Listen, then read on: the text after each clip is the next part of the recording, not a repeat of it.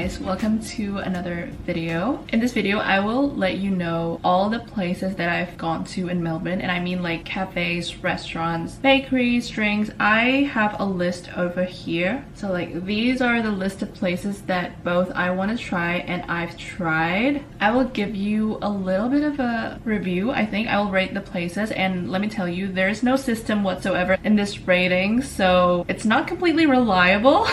I have to say. I will also show you the photos or videos that I have of these places. Just to make it more interesting, I'll give you like mini vlogs in between, because originally I wanted to make this a vlog, but it's so hard to keep up with like vlogging every single time. Anyways, okay, let's get straight into it. You know what? I'm gonna start with restaurants. There is no like specific orders. I'm just gonna start like naming places. So the first one is Bountiful. It's like a Chinese noodle soup, but it's halal, and it's like one of my parents' favorite places. We've gone so many times, like they can go on a week trip to Melbourne and go to Bountiful for 3 times, because once again, it's like certified halal and it is very good. It's like comforting, you know. DOC, it's like a pizza place. One of my friend Michelle claimed that this place is the best pizza in Melbourne. I really love it. I don't know if it's the best or not, but it's definitely up there. Oh yeah, and by the way, I have to say that not all of these restaurants are halal. I will let you know if it is like certified halal. This is on Hardware Lane. I tried their pizza and pasta. It is very good, and I love the ambience in Hardware Lane. Like, it's outdoors. It's just very vibey. If you want to go to Hardware Lane and want to look for like other options, right next to Max, I also tried grilled seafood. I tried the gnocchi and pasta, I think. I forgot exactly what it was, but it is very good. For the halal option on Hardware Lane, there's Khao Man Gai, which is a Thai resto, but they serve Hainan, which is not very Thai, so it's a bit confusing, honestly. But yes, it is halal, and I also took my family there. They like it.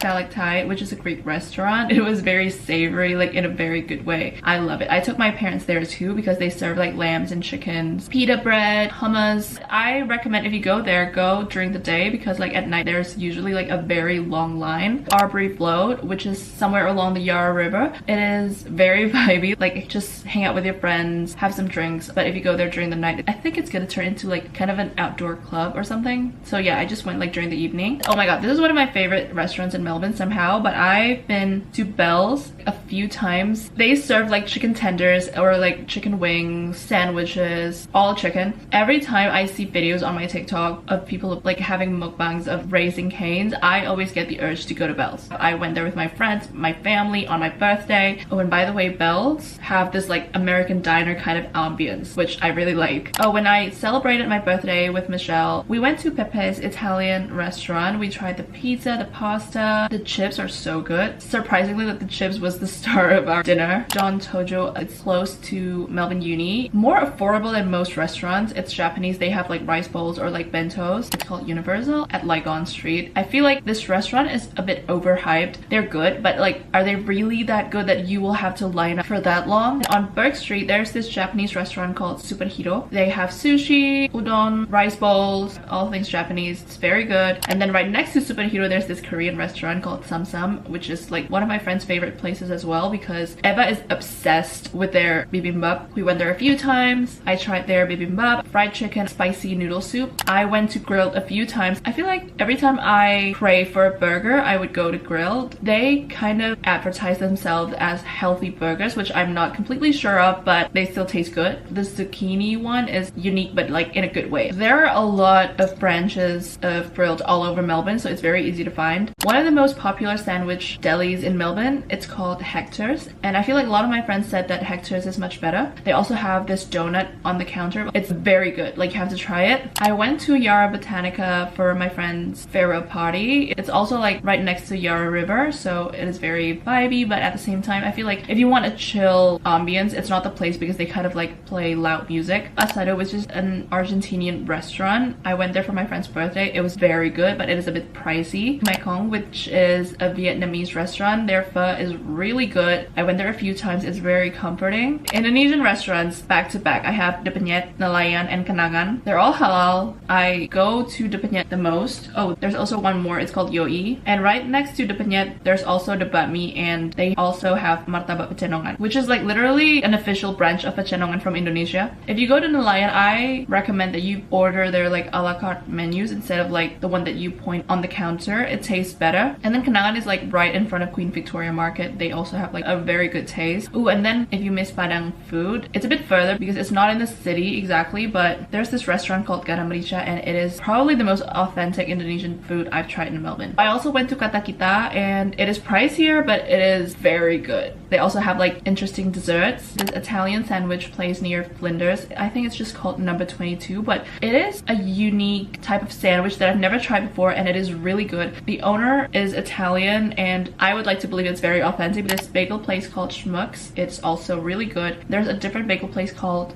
Mile End. They do like seasonal menus, which is interesting. That one time they have a matcha raspberry bagel, which I love matcha. All you can eat Korean barbecue restaurants. The first one is Barbecue King, and then the second one is Sam. They have a lot of different options. Most of them are like $50 per person for 90 minutes or so. I would say it's worth it here. But if you go during lunch, it's cheaper slightly. I think I prefer going to Sam more than Barbecue King because it's just like calmer. Like there's this like hectic situation if you go to Barbecue King, and then like Sam has more options of like sashimi and marinated raw crab. Another Japanese restaurant here, which is called Waku Waku. They don't have a lot of options in their menu, honestly, but I don't know why they always have this long line. They taste good, but like nothing special, at least for me. Like once again, these are all just my opinion. Simply Spanish. I tried their paella. I think my friend told me that they have the best rated paella outside of Spain. It definitely was the best paella I've ever tasted, but I did have a Spanish friend that said that that is not at all authentic, but it still tastes good. I tried Betty's Burger because my friend loves it, but I think it tastes like just fine. Torison, which is a Japanese restaurant, but they serve you the food in like a teishoku. It is very good, but it's a bit pricey because like one set is 35, which is understandable because they serve you a lot of different things. On my friend Ina's birthday, we went to Marion. Their foods are really good. Like they're one of the best ones I've ever tasted in Melbourne, honestly. Like we tried the pasta octopus on top of a sourdough kind of thing. I don't remember exactly what it was, but it's really good. And then we tried the beef steak, the dessert. I have to go back there before I move back to Indonesia. Trinity's, which is in Legon. I think they have a different branch somewhere else, but I'd say they're good, but a bit overpriced. They're an Italian restaurant, by the way. I think it's a Lebanese restaurant. I don't remember exactly, but it's like a Middle Eastern restaurant. It's called Ardina.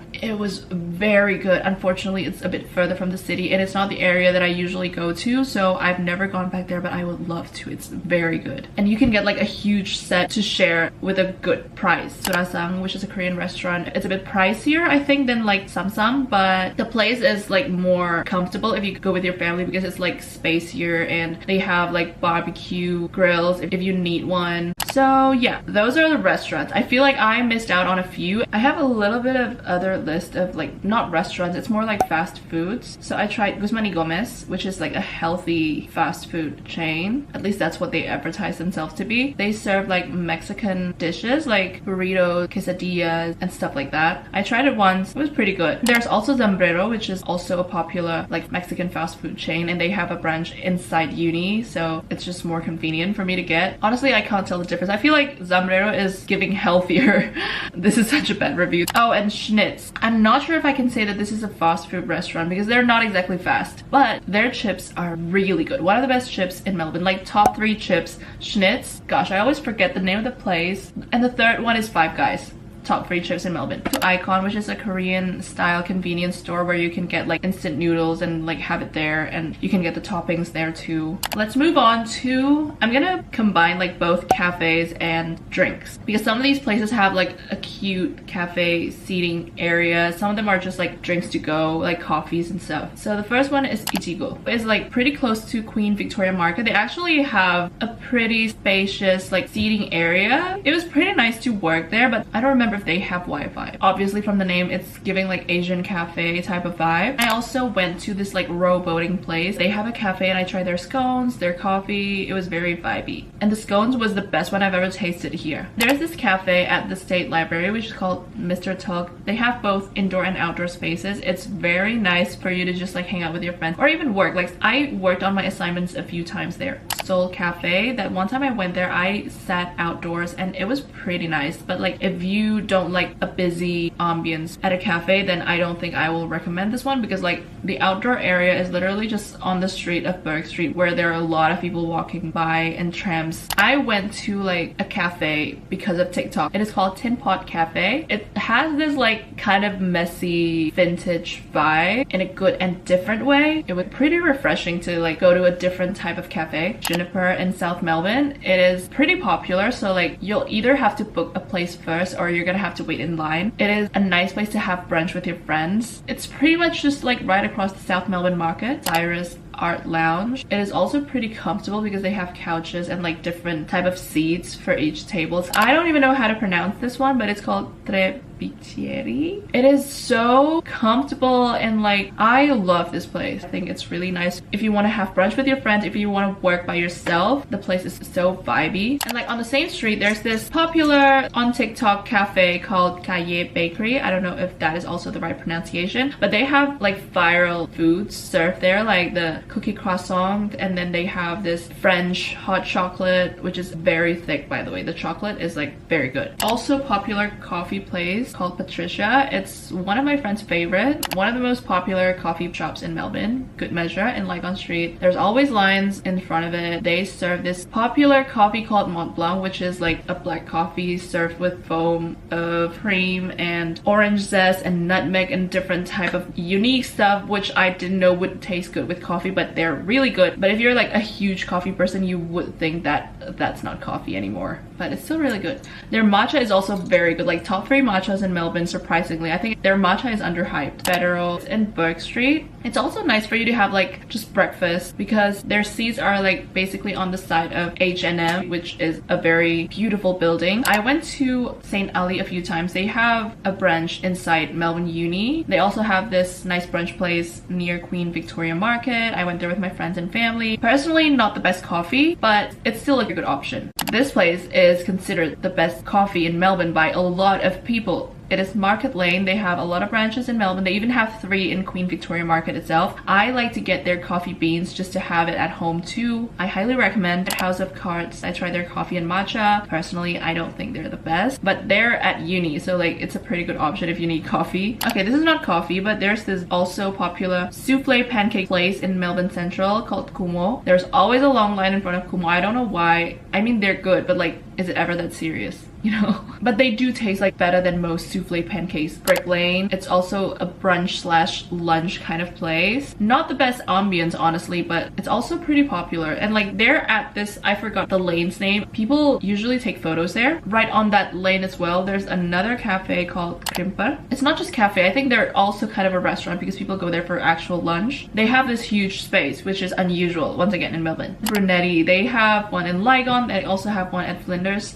which both are like very different vibe, but they have a lot of options. Like they have coffee, cakes, and sandwich, pizza, gelato, a lot of options. They have a huge space, but they're also always very busy. Baguette Studios, it's very good. Like they have this sandwich that is served with baguette, and I was expecting a chewy baguette because like they usually are, but they were not, and they were really good. Gilly, right in front of Queen Victoria Market. Nice ambience. The foods were just like, you know, brunch foods, like nothing special. I also went to 10 Square for brunch because my friend really like it. They have unique options of foods, but I don't know why, but brunch places are always so pricey. You can spend like $25 to $30 for a brunch.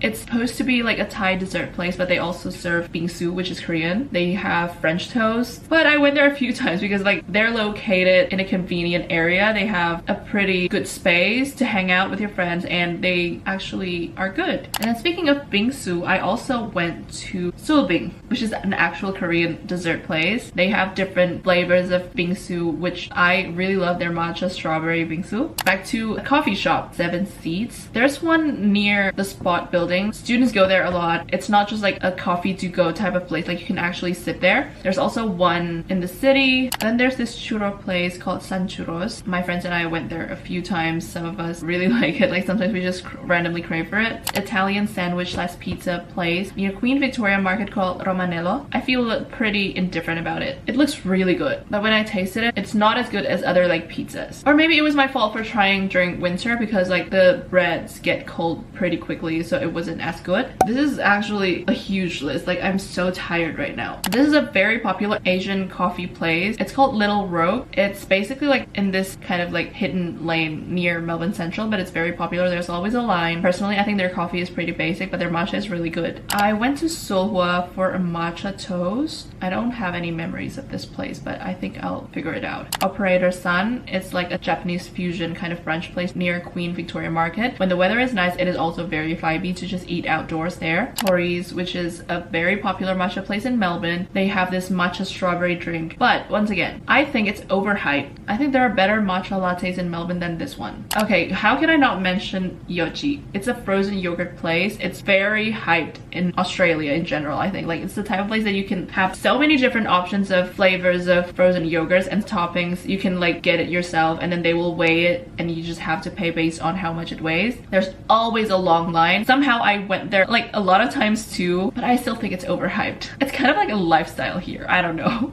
I went to Coat Black Coffee because my friend Brian recommended it. The place is pretty unique, like it's pretty dark, but in a good way. The coffee was pretty good. If I remember correctly, the coffee is slightly more bitter than most coffees in Melbourne, which is good for me. A matcha place called Balibola. Their cloud foam matcha with coconut water is very good. I definitely have to get it one more time before I go back to Indonesia. Xoxo. I tried both their coffee and matcha, and some of my friends think that their matcha is very good, like definitely top 3 matchas in Melbourne, but personally not for me. But you have to try it if you love matcha and not the sweet creamy type.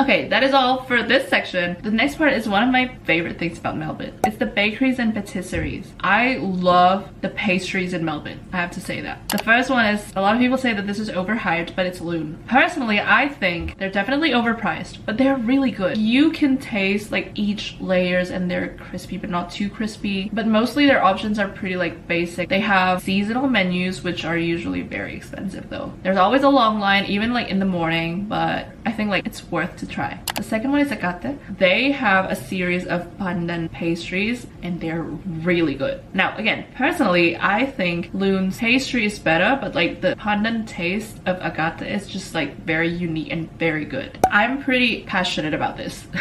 Bleak, a few months ago they opened near Queen Victoria Market. Now this one, they have more unique options of pastries. They're also very good, but like a lot of them are very sweet. I love this place too. Takemono. Their vibe is more Asian, but they also serve pastries. There's usually a long line too in this place. They recently renovated. It's actually located right across Little Rogue, so people usually go to both places. Like they get the pastry at Bakemono and then get a drink at Little Rogue. I also went to Moon when I went to Fitzroy Market. It is owned by the same company as Loon, but this one's more of a donut type. It is also very good, but it's very sweet though. Shortstop donut. I think it's not just in Melbourne. It's not the kind that I would like crave for and would need to go back to like these other pastry shops. Oh, there's this like really good cheesecake place called Lulu and Me. They have a burnt cheesecake type. The original flavor, pandan and chocolate. They slice the cheesecake for you and then they will weigh it, so you'll have to pay based on the weight. It is very good. I went to Iris the bakery because on TikTok I saw a video that says it's giving Copenhagen vibe. I'm not sure if it is, but it's still a pretty nice place. It's like slightly up there to the north, but it's not too far. It's a pretty nice brunch place, but nothing special. I tried a few gelato places, like only the most popular ones, I think. I went to Pita Pipo. I tried their honeycomb flavored gelato. It was too sweet for me, but then I tried their like, I don't remember the name, but it was coconut and it was very good. There's usually a long line in front of Pita Pipo, but